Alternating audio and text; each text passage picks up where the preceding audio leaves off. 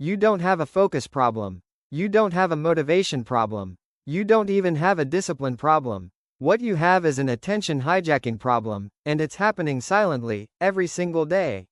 If you've ever opened social media for 5 minutes, and suddenly lost an hour, if deep thinking feels harder than scrolling, if you feel mentally tired without doing any real work, this video is for you. This is not a rant against technology and not some delete your phone nonsense. This is a breakdown of how social media is scientifically engineered to addict your brain, why your focus is collapsing, and how your confidence, ambition, and mental clarity are being drained without your permission. No motivation, no fake positivity, just psychology, neuroscience, and uncomfortable truth. By the end of this video, you won't look at scrolling the same way again. Not because I tell you to quit, but because once you see the system clearly, it loses its power over you. Let's get into it. The invisible addiction. Let's be brutally honest from the start. Social media addiction doesn't feel like an addiction. There's no needle, no smoke, no bottle in your hand. That's why it's dangerous. You wake up, your hand moves before your brain does, and suddenly you're scrolling. Not because you decided to, but because your brain was trained to. This is not a moral failure. This is neuroscience. Your brain is responding exactly the way it was engineered to respond.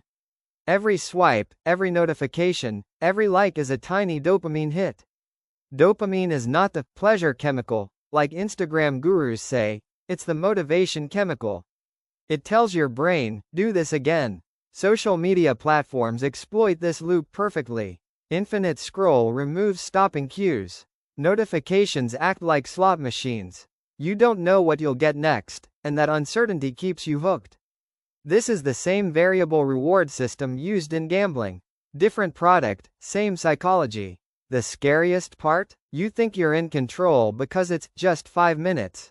But 5 minutes never stays 5 minutes. It turns into 30, then 1 hour, then suddenly you're tired, distracted, guilty, and you still open the app again. Not because you want entertainment, but because your brain is now uncomfortable with silence, boredom, or stillness. Social media doesn't just eat time, it trains your brain to escape reality instead of facing it. And here's the harsh truth no one likes to hear: social media addiction doesn't ruin your life overnight. It slowly erodes it. Your focus gets weaker. Your attention span collapses. Deep thinking feels painful. Real-life conversations start feeling boring. Books feel too long. Goals feel too hard. You're not lazy, you're overstimulated. Your brain is fried by constant input, and now it struggles with anything that doesn't give instant reward. This video is not about demonizing technology. Tools are neutral, but pretending social media is harmless is intellectually dishonest. If something hijacks your attention, controls your emotions, and shapes your behavior without your conscious permission, that's addiction by definition. And the first step to breaking any addiction is seeing it clearly, without excuses, without denial, and without sugarcoating the damage. How it destroys your focus and thinking. Here's where things get serious. Social media addiction doesn't just waste time, it rewires your brain. Your brain evolves based on what you repeatedly do. If you constantly jump from reel to reel, post to post, headline to headline, your brain adapts to short bursts of stimulation. Deep focus becomes unfamiliar territory. And whatever feels unfamiliar starts feeling uncomfortable. This is why sitting quietly with a book feels harder than scrolling for 2 hours.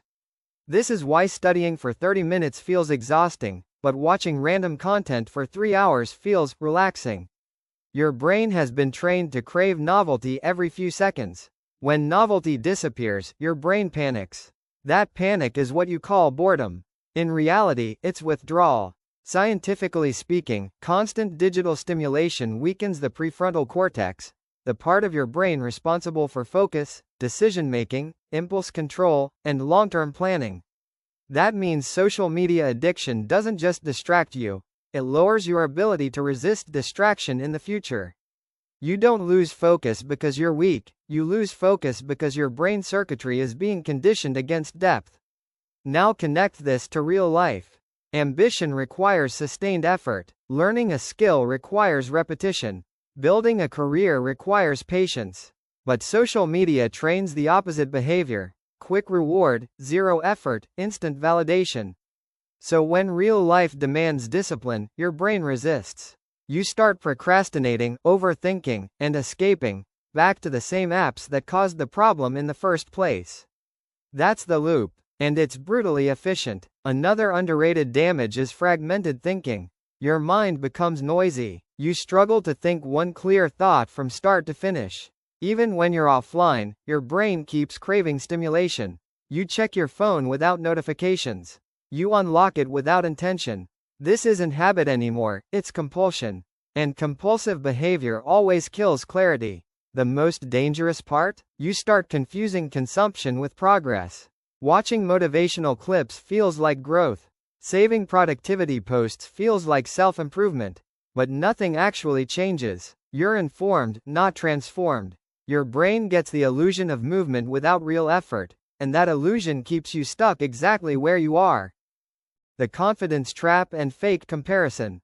Social media doesn't just distract you, it messes with how you see yourself. And this damage is subtle, psychological, and long-term. Every time you scroll, you're exposed to curated lives, edited bodies, staged success, and highlight reels. Your brain knows it's fake, but your emotions don't. The subconscious doesn't understand context, it only understands comparison. Comparison used to be local. You compared yourself to a few people around you. Now you're comparing your behind-the-scenes life with thousands of filtered outcomes from people you don't even know. That's not natural. That's cognitive overload. And when comparison becomes constant, confidence quietly bleeds out. Here's the brutal reality: confidence is built through competence and progress. But social media flips that equation. It rewards appearance over effort, visibility over value, noise over depth. You start feeling behind even when you're doing fine. You start doubting your pace, your path, your potential, without any real evidence. That doubt doesn't motivate you, it paralyzes you. This is how the confidence trap works. You scroll, you compare, you feel inferior. That emotional discomfort pushes you to seek relief. And where do you go for relief? Right back to scrolling. Not to fix the problem, but to numb it. The platform that caused the insecurity becomes the escape from it. That's psychological manipulation at its finest. There's also the validation addiction layer. Likes, views, comments, your brain starts associating self-worth with numbers. When numbers are high, you feel important. When they're low, you feel invisible. That's dangerous, because external validation is unstable by nature. Algorithms change, attention shifts, and when your self-worth is outsourced to a platform, your emotional state becomes algorithm dependent. Over time, this kills authenticity. You stop asking, "What do I think?" and start asking, "What will perform well?" You start shaping opinions for approval, not truth. And once that happens, confidence isn't just damaged, it's replaced by performance anxiety. You're no longer living, you're optimizing yourself for engagement. Why your brain can't rest anymore. One of the most ignored damages of social media addiction is this: your brain has forgotten how to be still. Silence feels awkward, waiting feels unbearable, doing nothing feels wrong, and that's not normal, it's conditioned. Your mind is constantly occupied, constantly stimulated, constantly reacting. There's no space left for reflection, creativity, or real rest. Your brain needs boredom the same way muscles need rest. Boredom is where thinking deepens, ideas form, and self-awareness grows. But social media deletes boredom from your life. Every micro moment, standing in line, eating food, lying on bed, even using the bathroom, gets filled with scrolling. Those moments were once mental recovery time. Now they're dopamine injections. This creates a restless mind. You feel tired even after doing nothing. You feel mentally drained without doing mental work. That's because your brain is overstimulated, not productive. Constant switching between content fragments spikes stress hormones like cortisol. So even while lying on your bed, your nervous system stays in alert mode. That's why sleep quality drops. That's why anxiety rises. That's why your mind keeps racing at night. Another brutal effect is emotional numbness. When you consume extreme content all day, outrage, tragedy, luxury, drama, your emotional baseline shifts. Normal life starts feeling dull. Simple happiness feels boring. Meaningful but slow experiences don't hit the same anymore. This is why people feel empty despite being constantly entertained. And let's clear one myth. Scrolling is not rest. It's cognitive junk food. Rest restores energy. Scrolling drains it while giving the illusion of relaxation. You close the app and still feel exhausted. That's your signal. Your brain was working non-stop, reacting to thousands of stimuli without processing any of it properly. Worst part? You lose your inner voice. The ability to sit alone with your thoughts disappears. And when you can't be alone with your own mind, you become dependent on noise. That dependency is the foundation of addiction, not pleasure, but avoidance. How it steals your time without you realizing. This is the most dangerous part of social media addiction, because you never feel robbed. No one forcefully takes your time. You donate it, voluntarily, silently, daily. 10 minutes here, 15 minutes there, one more reel, one more post. And just like that, years pass with nothing solid built in return.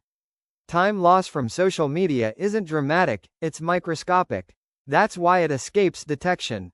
You don't cancel your goals, you delay them. You don't quit improving, you say, tomorrow. And tomorrow keeps getting pushed further away because your brain is always tired, distracted, and overstimulated. This is not accidental. Platforms are literally designed to maximize time spent, not your growth, not your well-being.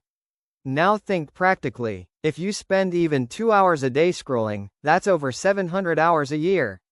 That's enough time to learn a high-income skill, master communication, build a business, or completely transform your physical and mental health. But instead of visible loss, what you get is invisible regret. You don't remember what you watched, but you feel behind in life. That gap creates frustration, self-blame, and low self-trust.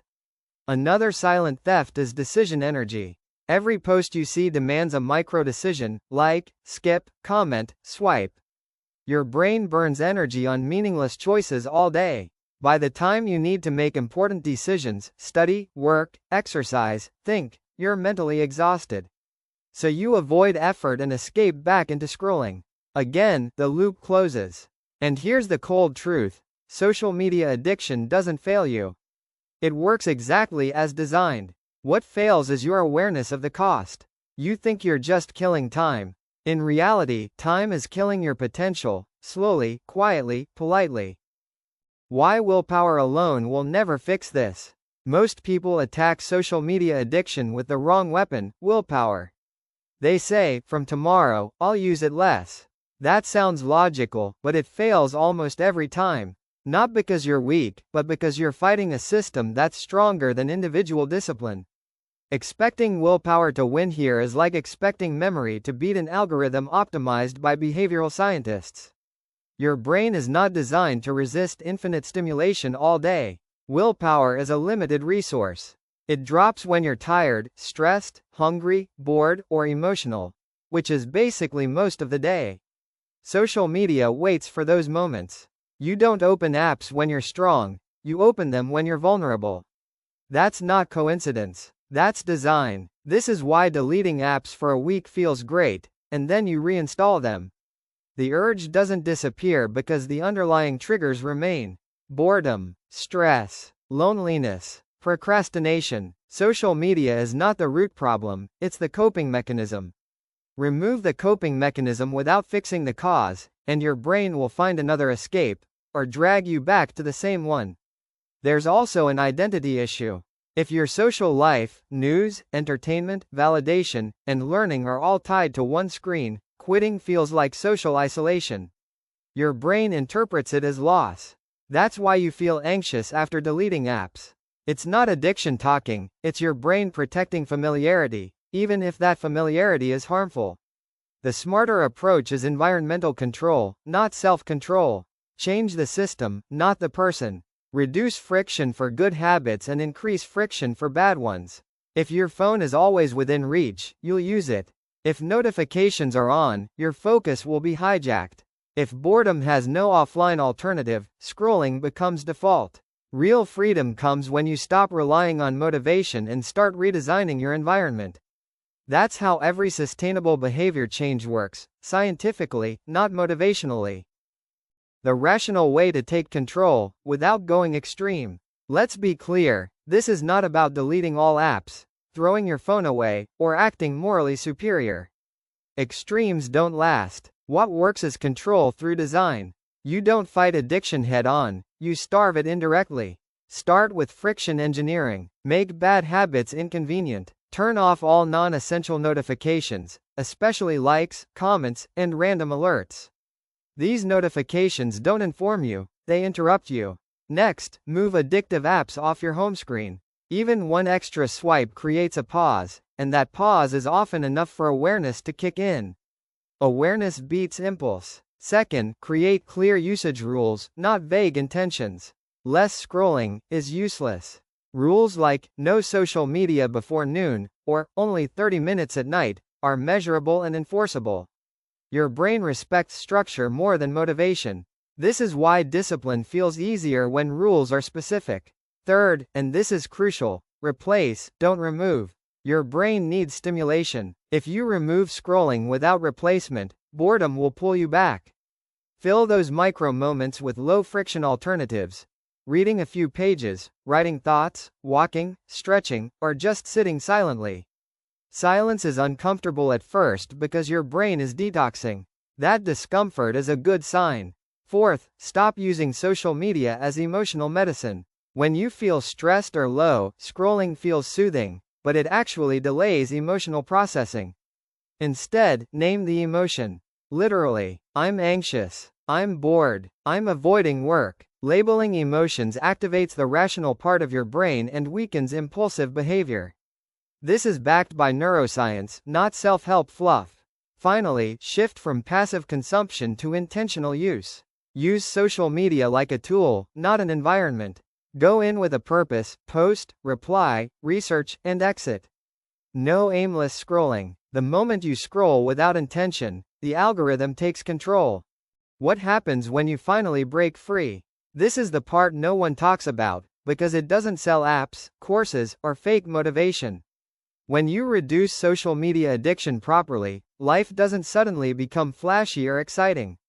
It becomes clear, and clarity is power. Your focus slowly comes back. Not magically, but steadily. You start finishing thoughts. Reading feels normal again. Conversations feel deeper. You can sit with a problem without instantly escaping. That's when you realize how fragmented your mind used to be. You weren't stupid. You were overstimulated. Emotionally, things stabilize. Your mood stops depending on external validation. You're less reactive, less jealous, less anxious about what others are doing.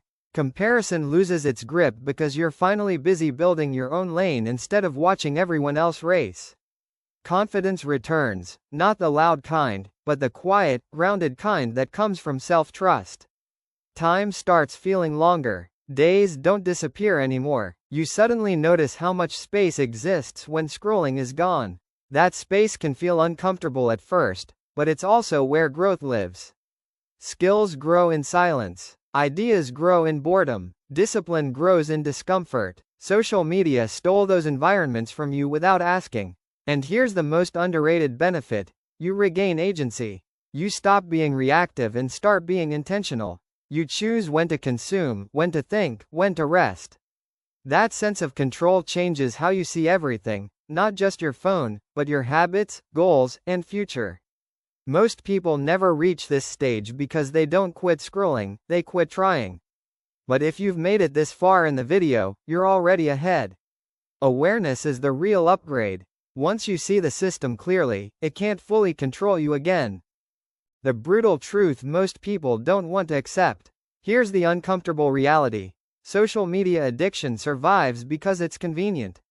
It doesn't chain you, it seduces you. It offers easy dopamine in exchange for your attention, your time, and eventually your direction in life. And most people accept that trade without ever questioning it. No one is coming to save you from this. There's no update, no regulation, no warning label that will suddenly protect your mind. Platforms will keep optimizing for engagement. Algorithms will get smarter. Content will get more addictive. Expecting the system to change in your favor is naive. The only variable you control is your behavior. Another harsh truth. Knowing all this and still scrolling is not ignorance, it's avoidance. Avoidance of effort. Avoidance of discomfort. Avoidance of facing your own potential. Social media becomes the perfect hiding place from responsibility because it feels productive, connected, and informed, while delivering none of those things in real life. And let's kill one comforting lie right now. Everyone is addicted, so it's normal. No. Common doesn't mean harmless. Fast food is common. Debt is common. Anxiety is common. None of them are healthy. Normalizing damage doesn't reduce its impact, it just removes urgency.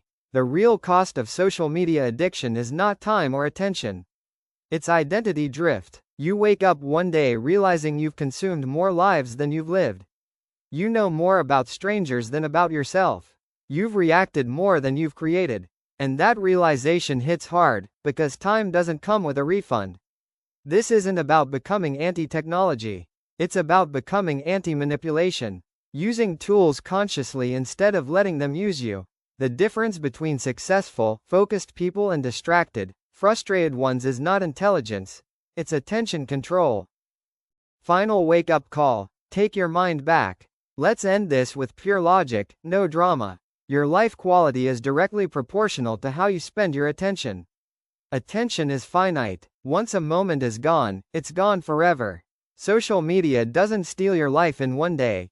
It borrows a little bit every day, with interest. And most people never calculate the cost until it's too late. You don't need to quit social media to win. You need to stop letting it run in the background of your life. The moment you move from unconscious scrolling to intentional use, the power balance shifts. You stop reacting. You start choosing. That single shift separates people who feel stuck from people who feel in control. Understand this clearly. Discipline is not about restriction, it's about direction. When you control your attention, everything else improves automatically: focus, learning, confidence, mental health, even self-respect. Not because life becomes easy, but because your mind becomes stable. And a stable mind can handle hard things. The future will be more distracting, not less. Shorter content, faster dopamine, smarter algorithms. If you don't build attention control now, you'll be a consumer in a world that rewards creators, thinkers, and builders. This is not motivational talk, it's a trend backed by data and behavior science. So ask yourself one serious question: are you using social media as a tool, or is it using you as a resource? Because once you see the answer honestly, you can't unsee it.